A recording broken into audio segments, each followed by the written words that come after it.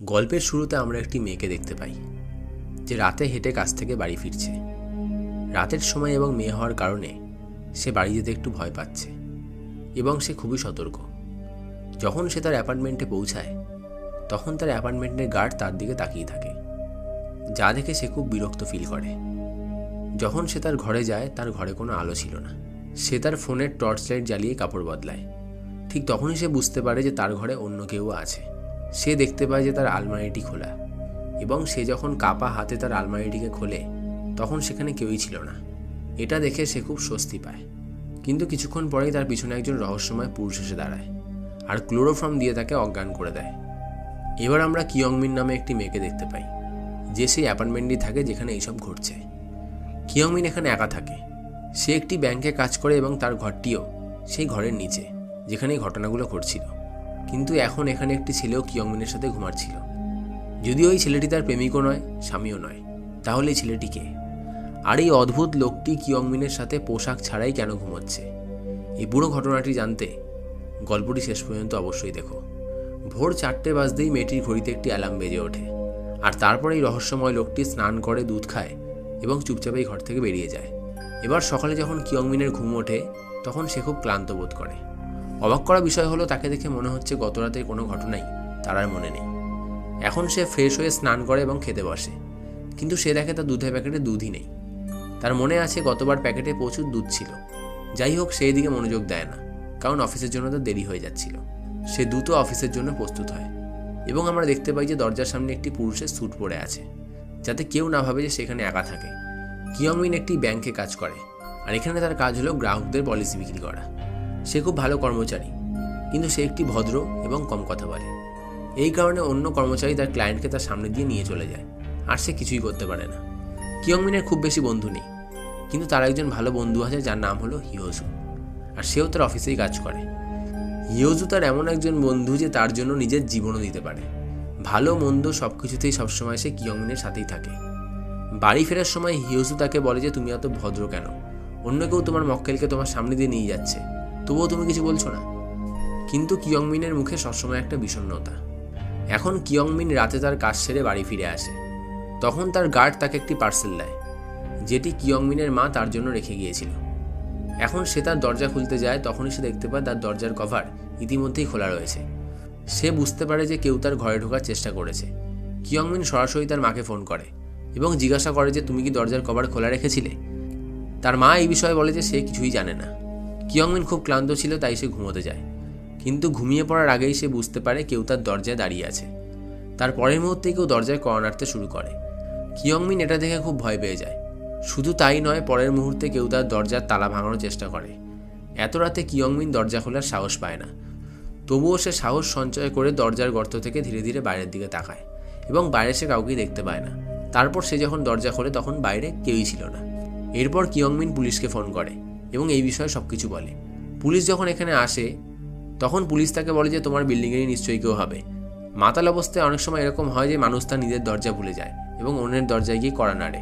আর যেহেতু তোমার ঘর থেকে কিছুই চুরি হয়নি, তাই কেবল সন্দেহের বশেই কোনো মামলা আমরা করতে পারবো না। সে ইতিমধ্যে অনেকবার বিনা কারণে রিপোর্ট করেছে, কিন্তু তার সাথে আজ পর্যন্ত কোনো ঘটনাই ঘটেনি।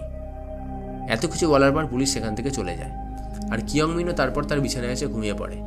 কিন্তু ঠিক মাঝরাতে যখন কিয়ংমিন নিশ্চিন্তে ঘুমাচ্ছিল তখন তার বাথরুমের দরজা হঠাৎ খুলে যায় এবং ভিতর থেকে একজন বেরিয়ে আসে। তারপর এসে সে কিয়ংমিনের পাশে বসে তাকে স্পর্শ করে এবং তাকে উলঙ্গ করে ঘুমোতে যায়। এরপর সকালে ঘুম থেকে ওঠার পর কিয়ংমিনের হঠাৎ মাথা ঘুরতে শুরু করে। গত কয়েকদিন ধরে সে প্রতিদিন সকালে খুব ক্লান্ত বোধ করে। সে জানে না যে তার সাথে রাতে ঠিক কী হয়। পরে কিয়ংমিন যখন কাজে যায় তার সামনে একজন ক্লায়েন্ট আসে, আর এই ক্লায়েন্টের নাম ছিল কিম জন। সে কিয়ংমিনকে বলে যে তার এটিএম থেকে টাকা ট্রান্সফার হচ্ছে না। কিয়ং তাকে সাহায্য করে এবং তার সাথে টাকা ট্রান্সফার করে। এদিকে কিয়ংমিনও তাকে তার কাজ সম্পর্কে জিজ্ঞাসা করে। সে এটা চেষ্টা করে যদি তার নতুন কোনো ক্লায়েন্ট হয়। কিম তাকে বলে যে সে একজন কাঠমিস্ত্রি। কিয়ংমিন তাকে বলে সে যদি এখানে সঞ্চয় অ্যাকাউন্ট খোলে তাহলে সে অনেক সুবিধা পাবে। এতে কিম তাকে বলে যে সে তার সঞ্চয় অ্যাকাউন্ট খুলবে, কিন্তু তার জন্য তাকে প্রথমে তার সাথে কফি খেতে যেতে হবে, যার উপর কিয়ংমিন প্রথমে অস্বীকৃতি জানায় এবং তারপর সে বলে যে সে মুক্ত নয়। এই কথা শোনার পর কিম খুব রেগে যায়। সে বলে যে আমি জানি তুমি আমার সাথে কেন কফি খেতে চাইছো না, কারণ আমি একজন কাঠমিস্ত্রি। আর যদি আমি কোনো ভালো কাজ করতাম বা ধনী হতাম তাহলে তুমি আমার সাথে অবশ্যই যেতে। সে প্রথমে ফ্লার্ট করতে শুরু করে এবং এরপর কিয়ংমিনের সাথে তার তর্ক বিতর্ক হয়। আর এখন ব্যাপারটা এমনই দাঁড়ায় যে সেখানে তার ব্যাংকের ম্যানেজার চলে আসে, কিন্তু কিম তর্ক থামায় না। তারপর ব্যাংকের ম্যানেজার নিরাপত্তারক্ষীকে ডেকে তাকে সেখান থেকে বের করে দেয়। এখন রাতে কাজ থেকে ছুটি হওয়ার পর কিয়ংমিন সোজা তার বাড়িতে চলে আসে, আর সে আবার টেনশন করে যাতে আজকে রাতেও তার দরজা কেউ খুলে না ফেলে, আর এই কারণে সে ঘুমোতে পারে না। তারপর সে যখন সেখান থেকে ঘুমোতে যায় তখন মধ্যরাতে তার বিছানা থেকে একজন রহস্যময় ব্যক্তি বেরিয়ে আসে, আর তার হাতে ছিল ক্লোরোফর্ম। ঘুমন্ত কিয়ংমিনকে ক্লোরোফর্ম দিয়ে সে অজ্ঞান করে দেয়। এরপর সেই ব্যক্তি ব্রাশ করে, স্নান করে এবং 4টে অ্যালার্ম লাগিয়ে সে কিয়ংমিনের সাথে ঘুমোতে যায়। একবার ভাবুন, একজন অপরিচিত ব্যক্তি তার নিজের ঘরে তার বিছানার নিচে তার ঘর তৈরি করছে, কিন্তু কিয়ংমিন এটা সম্পর্কে কিছুই জানতো না। পরের দিন ব্যাংকে অনেক কাজ থাকার কারণে কিয়ংমিন একটু দেরিতে ছুটি নেয়। সে যখন বাস স্টপে বাসের জন্য অপেক্ষা করছিল তখনই ঠিক সেই সময় সেখানে কিম আসে এবং সে এসে তাকে জোর করে তার হাত ধরে। সে তাকে বলে যে আজ তাকে তার সাথে কফি খেতে যেতেই হবে। ঠিক তখনই সেখানে একটি গাড়ি এসে থামে, আর এই গাড়িটি আর কারণ নয়, সেটি ছিল ব্যাংক ম্যানেজারেরই। ব্যাংক ম্যানেজার গাড়ি থেকে নেমে কিমকে ধমক দেয়, আর সে তাকে হুমকিও দেয় ভবিষ্যতে যদি সে তাকে এমন কিছু করতে দেখে তাহলে সে তাকে সরাসরি পুলিশের হাতে তুলে দেবে। ম্যানেজার কিয়ংমিনকে তার গাড়িতে বসতে বলেন এবং তাকে নিজের বাড়িতে নামিয়ে দেয়। কিয়ংমিন যখন তার ঘরে যায় সে দেখে আবার তার ঘরে আলো নিভে গেছে। সে তার ফোনের টর্চ জ্বালায়, কিন্তু হঠাৎই কেউ তার দরজায় ধাক্কা দিতে শুরু করে। ধাক্কার শব্দ শুনে কিয়ংমিনের হৃদস্পন্দন মেরে যায়, তার হাত পা একেবারে কেঁপে ওঠে। কিন্তু তারপর সে বাইরে থেকে একটা আওয়াজ পায়, আর সেই আওয়াজটি হলো ব্যাংক ম্যানেজারের। আসলে সে তার মানিব্যাগটি ব্যাংক ম্যানেজারের গাড়িতে ভুলে গিয়েছিল, তাই ব্যাংক ম্যানেজার সেই মানিব্যাগটি ফেরত দিতে সেখানে এসেছিল। কিয়ংমিন দরজা খুলে তার মানিব্যাগটি নিয়ে যায়। এর জন্য সে ব্যাংক ম্যানেজারকে ধন্যবাদও জানায়, কিন্তু এখানে ব্যাংক ম্যানেজার লক্ষ্য করে যে কিয়ংমিনের ঘরে কোনো আলো নেই। তাই সে বলে যে আমি কি ঘরে গিয়ে দেখবো যে তোমার আলো কেন জ্বলছে না, কে জানে হয়তো আমি তোমার আলো ঠিক করে দিতে পারবো। কিয়ংমিন এতে রাজি হয় এবং ম্যানেজার আলো জ্বালানোর জন্য ঘরে আসে। ম্যানেজার এসে দেখে যে অতিরিক্ত চাপের কারণে সুইচটি বন্ধ। সে সুইচ অন করে এবং আলো জ্বলে ওঠে। এখন সে কিয়ংমিনকে জিজ্ঞাসা করে যে সে কি তার বাথরুমটি ব্যবহার করতে পারে। কিয়ংমিন এতে রাজি হয়, কিন্তু সে নিজেই ওয়াশরুম ঠিক করার জন্য ভেতরে যায়। সে ভিতরে গিয়ে দেখে যে তার অনুপস্থিতিতে একজন ওয়াশরুম ব্যবহার করেছে। সে টয়লেট সিট বন্ধ করে সেখান থেকে চলে যায়।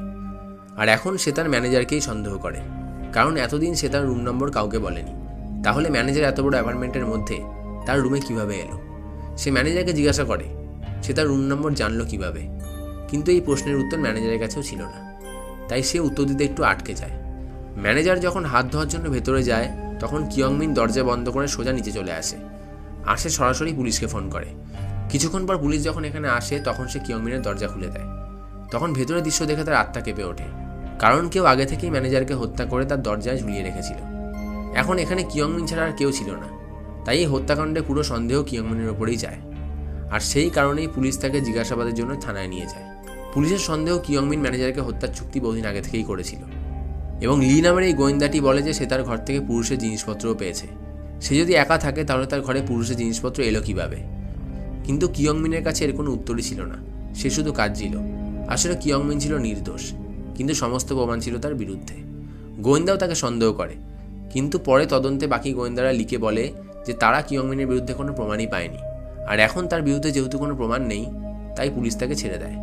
ব্যাংক ম্যানেজার আকস্মিকের মৃত্যুর পর পুরো ব্যাংকের শোকের ছায়া নেমে আসে, কিন্তু সবচেয়ে অদ্ভুত ব্যাপার হলো যে ব্যাংক ম্যানেজারের মৃত্যু কেবল অন্য কোথাও নয়, বরং কিয়ংমিনের বাড়িতেই ঘটে। আর এখান থেকেই কিয়ংমিনের জীবনে ঝামেলা শুরু হয়। যখন সে কাজে ফিরে আসে তখন তার বস তাকে স্পষ্টভাবে বলে যে আমরা যদি তোমাকে চাকরি দিই তাহলে আমাদেরও সমস্যা বাড়বে, তাই আমরা তোমাকে চাকরিতে রাখতে পারবো না। আর এইভাবে কিয়ংমিনকে নির্দয়ভাবে চাকরি থেকে বরখাস্ত করা হয়। সে তার জিনিসপত্র গুছিয়ে হতাশার ছায়ায় বাড়ি ফিরে আসে। কিয়ংমিনের অবস্থা ইতিমধ্যেই খুব খারাপ ছিল, কিন্তু এখন তার চাকরিও নেই। কিয়ংমিন তার অ্যাপার্টমেন্টের গার্ডের কাছে যায় এবং বলে যে আমি একবার সিসিটিভি ফুটেজ দেখতে চাই। গার্ড এতে রাজি তো হয়, কিন্তু সে তাকে বলে যে অ্যাপার্টমেন্টের ক্যামেরাগুলি বহুদিন ধরেই নষ্ট, শুধুমাত্র লিফটের ক্যামেরাটিই চলছে। সে যদি চায় সে লিফটের ক্যামেরা রেকর্ডিং তাকে দেখাতে পারে। গার্ড বলে যে তোমার যদি সন্দেহ হয় যে তোমার ঘরে কেউ আছে তাহলে আমি একবার গিয়ে সেখানে পরীক্ষা করে দেখতে পারি। কিয়ংমিন যেহেতু ভয় পাচ্ছিল তাই সে গার্ডকে তার ঘরে নিয়ে যায়। গার্ড তার ঘরের প্রতিটি কোণা তল্লাশি করে, কিন্তু সেখানে সে কিছুই দেখতে পায় না। সে বলে যে এখানে তো কেউই নেই, আর যদি তার কোনো সমস্যা হয় তাহলে সে নিচে এসে তাকে বলতে পারে। এই বলে গার্ড সেখান থেকে চলে যায়। কিন্তু সে চলে যাওয়ার ঠিক পরেই কিয়ংমিন যখন ঘর পরিষ্কার করছিল তখন সে আলমারির নিচে চকচকে কিছু দেখতে পায়। তখন সেখানে একটি দরজার আনলক কার্ড থাকে। কার্ডটিকে হাতে নেওয়ার সাথে সাথেই সে ভাবতে থাকে যে এই আনলক কার্ডটি কোন দরজার হতে পারে। প্রথমে সেই কার্ডটি তার নিজের দরজায় লাগায়, কিন্তু তালাটি খুলছিল না। এখন সে বিশ্বাস করে যে এই কার্ডটি অবশ্যই এই অ্যাপার্টমেন্টের কারো না কারোর হবে। এই আশা নিয়ে সে পুরো অ্যাপার্টমেন্টের নিচ থেকে ওপর পর্যন্ত প্রতিটি দরজার সামনে কার্ডটিকে স্ক্যান করে, কিন্তু সে বুঝতে পারে যে এই আনলক কার্ডটি অ্যাপার্টমেন্টের কারোরই নয়। কিন্তু এরপর সে যখন তার ঘরের ঠিক উপরে থাকা ঘরটিতে স্ক্যান করে, তখন সেই ঘরের তালা সঙ্গে সঙ্গে খুলে যায়। আর সিনেমা শুরু এখান থেকেই হয়। যখন সে সেই রহস্যময় ঘরে প্রবেশ করে, তখন তার আত্মা কেঁপে ওঠে। ঘরটা জুড়ে জিনিসপত্র ছড়িয়ে ছিটিয়ে আছে, যেন এই ঘরে কোনো মানুষই নেই, বরং একটি প্রাণী বাস করে। মনে হচ্ছে এই ঘরে কয়েক মাস ধরে কেউ বাস করেনি। এই ঘরে যে মেয়েটি থাকতো তার নাম ছিল কাং সিয়ং, আর সেও কিন্তু এই একই ব্যাংকে কাজ করে যেখানে হিয়োজু এবং কিয়ংমিন কাজ করত। ব্যাংকে কাজ করার সবচেয়ে সুবিধা হলো যে তারা জানতো কখন কোথায় কত টাকা খরচ হয়েছে। লেনদেনের ইতিহাসের সাহায্যে কিয়ংমিন এবং তার বন্ধু হিয়োজু জানতে পারে যে কাং সিয়ং প্রতিবারই $3.2 জিনিসপত্র কিনেছে, এবং তাও একই সময় এবং একই মুদি দোকান থেকে, যা খুবই অদ্ভুত। তাই এখন কিয়ংসিন ঠিক করে যে তাদের সেই মুদি দোকানে যেতে হবে। 1টা বাজতে এখনও কিছুটা সময় বাকি আছে, আর ঠিক 1টার সময় কাং সিয়ন সেই মলে আসে জিনিসপত্র কিনতে। এরপর কিয়ংমিন সেই মলে গিয়ে পৌঁছায়, যেখান থেকে সে বারবার জিনিসপত্র কিনেছে।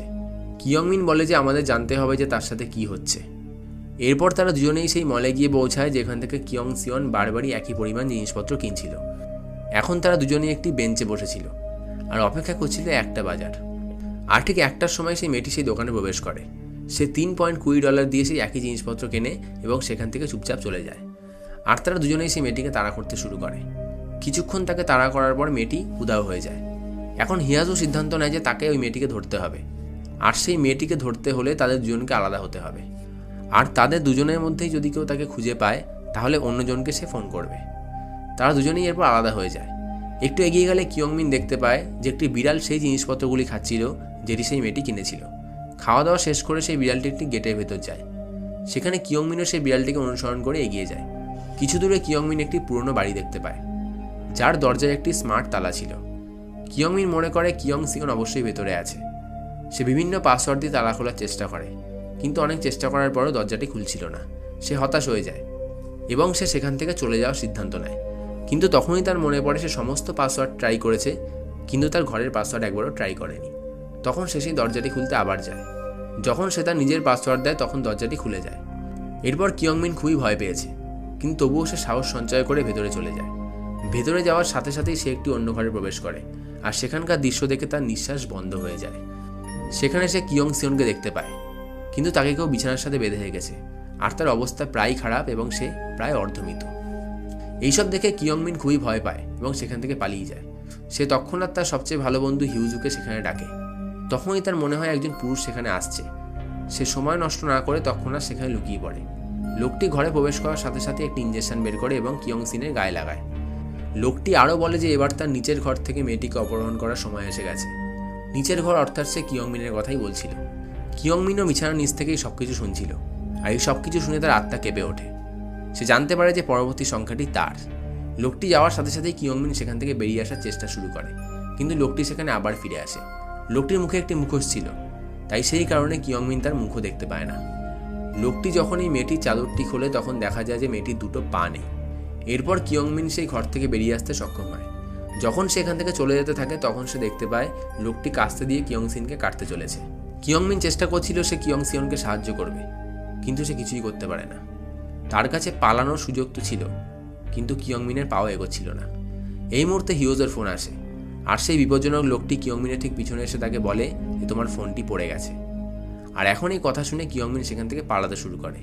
লোকটিও তাকে অনুসরণ করে, কিন্তু কিয়ংমিন তাকে কোনোভাবে ভুলিয়ে একটি দোকানে লুকিয়ে পড়ে। কিন্তু সেই লোকটি বুঝতে পারে যে কিয়ংমিন এই দোকানে লুকিয়ে আছে, এবং সেই লোকটি দোকানের শাটার খুলে ফেলে, এবং কিয়ংমিনের সেখান থেকে পালানোর কোনো উপায় থাকে না। কিন্তু সেই লোকটি কিয়ংমিনকে আঘাত করার আগেই হিয়োজো সেখানে চলে আসে, এবং হিয়োজো সেই লোকটিকে আক্রমণ করে। কিন্তু এই জন্তুর মতো লোকটি হিয়োজোকে মাটিতে ফেলে দেয়, আর এখন সে কিয়ংমিনকে হত্যা করার চেষ্টা করে। কিন্তু তার আগেই সেখানে পুলিশ এসে পৌঁছায়, আর এই লোকটি সেখান থেকে পালিয়ে যায়।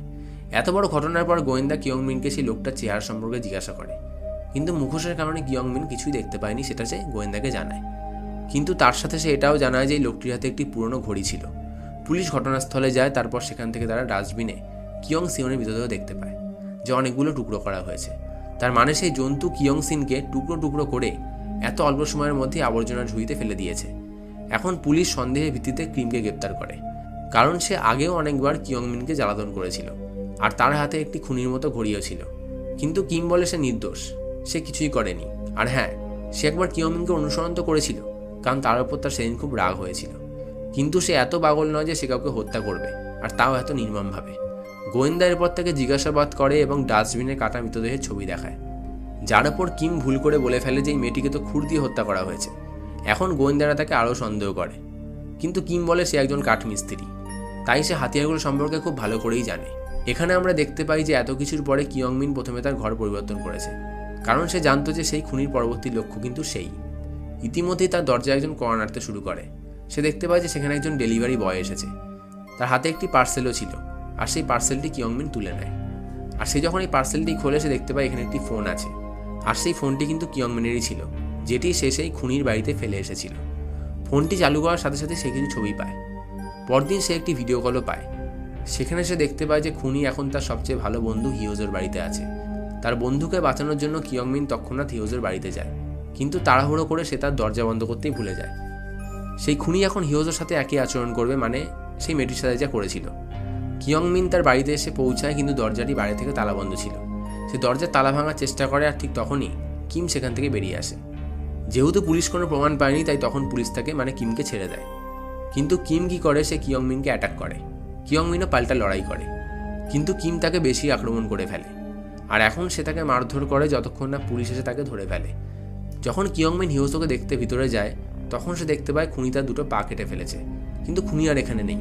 তাই কিমকেই সন্দেহ করা হয় এবং খুনি হিসেবে তাকে গ্রেপ্তার করা হয়।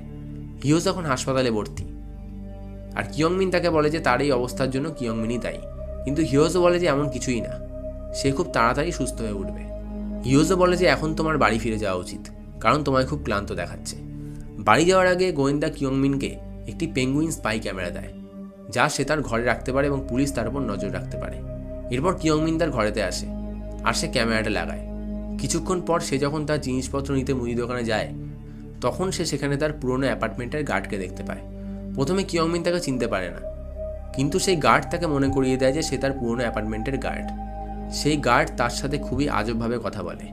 গার্ড তাকে জিজ্ঞাসা করে সে কি এখন তার নতুন বাড়িতে নিরাপদ, আর এখন যেহেতু খুনি ধরা পড়েছে তাই তার চিন্তা করার কোনো দরকার নেই। কিন্তু কিয়ংমিন তার সাথে কথা বলতে মোটেও আগ্রহী নয়। কিয়ংমিন তাড়াতাড়ি তার জিনিসপত্র কিনে সেখান থেকে চলে যায়, আর তখনই সে বিল কাউন্টারে $3.20 শব্দ শুনতে পায়, আর এই বিলটি ছিল সেই গার্ডের।